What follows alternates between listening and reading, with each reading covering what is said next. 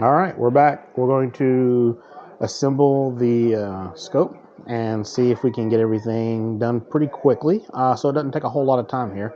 But once it's set up the first time, it's going to take no time to set it up and break it back down. But I do want to run through all the pieces I went through in the last video just to kind of highlight how everything's going to be configured. So first off, let's go ahead and hook up the camera because once I start, I'm going to start at the top and then I'm going to work my way down. But let's just go ahead. As you can see here, the top of this thing, I've already got the tripod head already attached. You can kind of loosen it up here, kind of swivel it back and forth.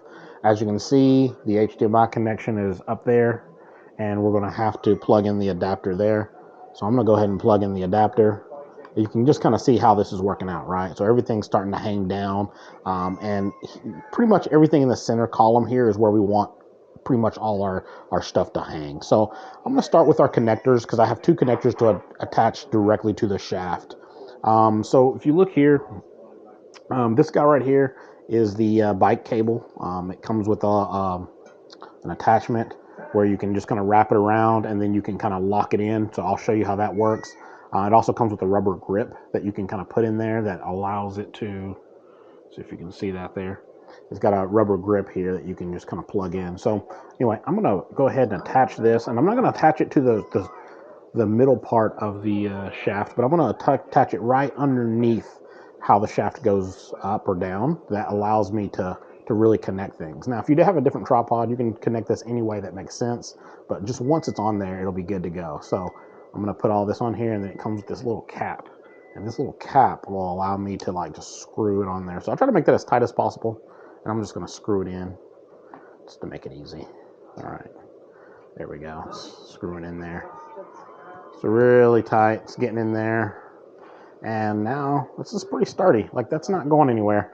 So that's really helpful. And then the next piece that's going around the shaft, and this is something I do want to put around the center column up here, is I'm going to grab this. Now, this shaft comes with an extra rubber piece, and so I like to try to position that rubber piece to where it'll kind of have a really good grip. So let's see if go ahead and get that in there. And I'm going to go ahead and feed that through. And once that's in there, that's pretty much it. Like, that's the setup. Now, you don't want these right above each other. You want them kind of offset a little bit. And let's go ahead and kind of turn it a little bit. And you can see that this is a hot shoe mount or a cold shoe. And we're going to put the adapter here on it. I got to make sure that's facing the right way.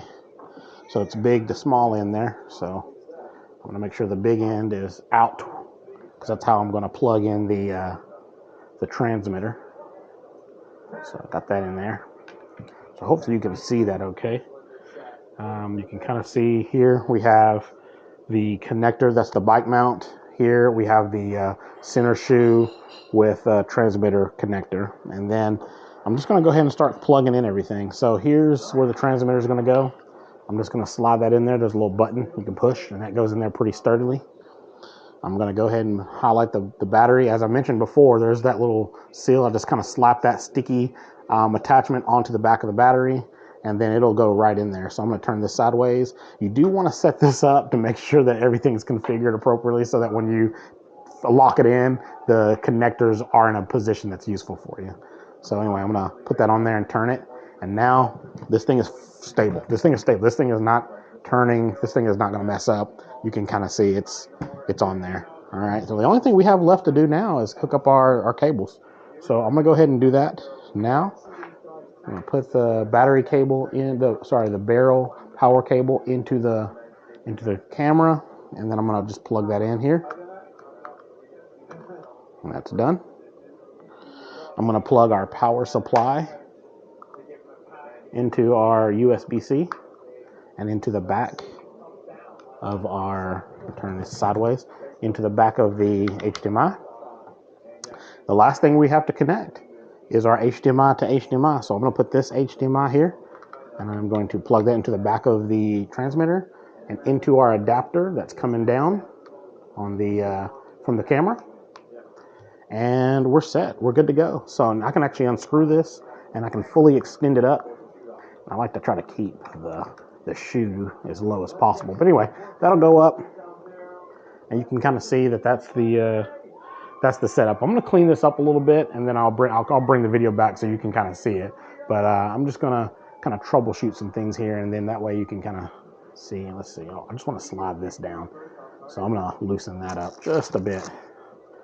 I got my transmitter on there, so I don't want that kind of fall. But let's see here. Give me here. All right. All right. So now my transmitter is low. I want my transmitter closest to the center of gravity on this thing, so it's super low. So I can extend the legs. The legs are going to keep the center part of this body about 1.5 feet away from the camera at the top, so things don't get too far out of whack. The cables are a good size, so all the cable sizes are in my pricing sheet, so you don't have to really go and search a whole lot for that. But that's pretty much it in a nutshell. It's actually a really, like I said, a really good setup. You can loosen this part up here, and I know you can't see it too much, but it does a really good job of, let's see here. You can see how the cables just kind of stretch out there. It's a pretty good little setup there. All right, so that's it in a nutshell there. Just wanted to show, and this thing is actually live. It's working. The camera's on, transmitter's on.